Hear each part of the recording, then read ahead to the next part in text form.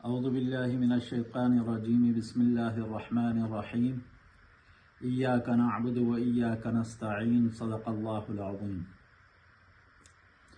میں آج اس ویڈیو پیغام کے ذریعے پاکستان کے عوام کو ایک پیغام دینا چاہتا ہوں کہ میں عبداللطیف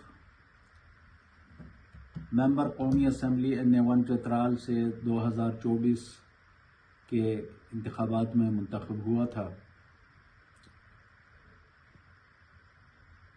آپ سب کو پتہ ہے کہ جب سے رجیم چینج ہوا پاکستان تحریک انصاف پر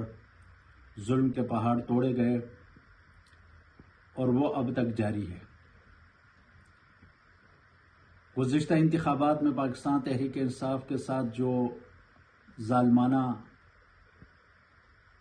اقدام کیا گیا، ہماری پارٹی ڈیزالو کی گئی، ہمارا نشان چھینا گیا اور ہمیں آزاد طور پر بھی الیکشن میں حصہ لینے سے روکنے کے لیے ہر قسم کی رکاوٹیں کھڑی کی گئی۔ یہی حال ایز اے کینڈیڈیٹ میرا بھی تھا۔ پہلے میرے کاغذات نامزدگی بغیر کسی وجہ کے، معقول وجہ کے مسترد کیے گئے، اور جب پشاور ہائی کورٹ سے کاغذات کی بحالی ہوئی تو الیکشن کمپین میں رکھنے ڈالے گئے، ہم پہ پابندیاں اور جرمانے عائد کیے گئے، لیکن اس کے باوجود بھی چترال کی قوم نے قومی غیرت حمیت کا اظہار کرتے ہوئے بھاری اکثریت سے اپنے اس ناچیز بیٹے کو منتخب کر لیا۔ پھر جس طرح دوسرے پارلیمنٹیرینز پارٹی قیادت بلکہ پارٹی ورکرز کے ساتھ 9 مئی کے نام پہ جو ظلم جاری ہے، میں بھی اس ظلم کا شکار ہوا اور مجھے ATC اسلام آباد سے ایک ایسے جرم میں سزا سنائی گئی جس کا میرے فرشتوں کو بھی نہیں پتا تھا۔ اس سزا کے بعد الیکشن کمیشن نے میری ڈی نوٹیفیکیشن کر دی اور میری سیٹ کو خالی قرار دیا۔ الیکشن کمیشن کے اس فیصلے کے خلاف، اس جانبدارانہ فیصلے کے خلاف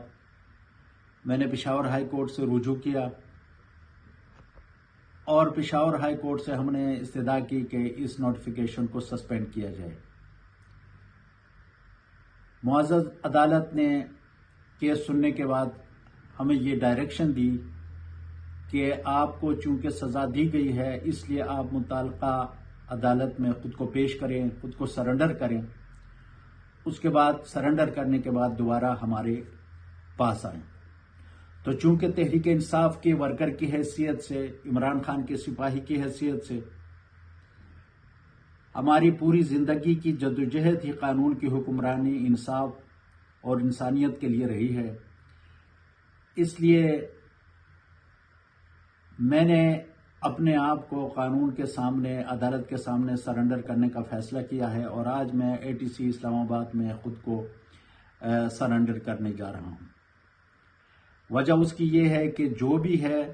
جو قانونی نظام اس ملک میں اگرچہ ہمارے ساتھ امتیازی سلوک ہوتا رہا ہے، لیکن پھر بھی ہم قانون کو ہاتھ میں لینے کے بجائے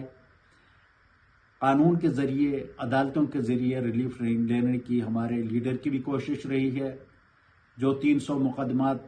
کا سامنا کر رہا ہے، اور ہم بھی یہی کرتے رہیں گے۔ اور جو انصاف اور قانون کی حکمرانی، قانون اور آئین کی بالادستی کی جو جدوجہد ہے، ہم وہ بھی ساتھ جاری رکھیں گے اور اس پاکستان کے لیے اپنی قربانیاں دیتے رہیں گے جس کا خواب ہمارے اکابرین نے دیکھا تھا، کہ جہاں پہ قانون کے مطابق ہر ایک کے ساتھ برتاؤ کیا جائے، ظالم اور مظلوم کو ایک کٹہرے میں کھڑا نہ ہونے دیا جائے، مظلوم کی دادرسی کی جائے اور ظالم کی سرکوبی کی جائے، جو کہ ہماری نبی صلی اللہ علیہ وسلم کی تعلیمات کا بھی نچوڑ ہے۔ تو میں آج خود کو سرنڈر کر رہا ہوں، اس امید کے ساتھ کہ انشاءاللہ ہائر جوڈیشری جو ہے وہ ہمیں انصاف دے گی، اور جو یک طرفہ فیصلے اس ملک میں ہو رہے ہیں ان کا سدباب کیا جائے گا۔ بہت شکریہ، بہت مہربانی۔